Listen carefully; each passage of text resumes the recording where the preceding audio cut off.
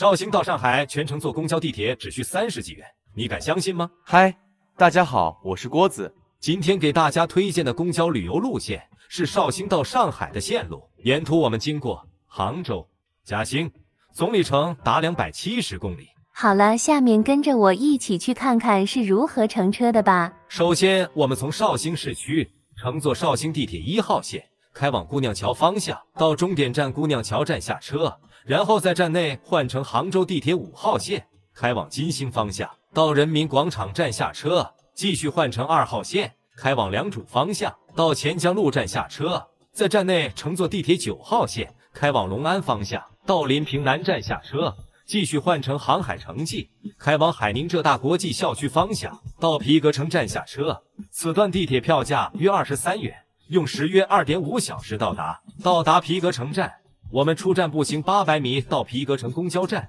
然后乘坐海宁 K181路开往嘉兴西南公交枢纽方向的公交，到嘉康电子站下车，票价2元，行驶约1个小时到达。到达嘉康电子站，我们从此同站换乘嘉兴 K153路开往嘉善客运中心方向的公交，到嘉善实验中学站下车，票价2元，行驶约70分钟到达。到达实验中学站，我们从此步行100米到实验幼儿园站，然后乘坐嘉善215路开往丁栅方向的公交，到大顺站下车，票价2元，行驶约40分钟到达。到达大顺站，我们从此乘坐示范区3路开往东方绿洲方向的公交，到沪青平公路朱溪路下车，票价5元，行驶约1个小时到达。到达沪青平公路松溪路站，最后我们步行到朱家角地铁站，乘坐上海地铁17号线开往虹桥火车站方向，到上海市区你要去的地方下车或转乘，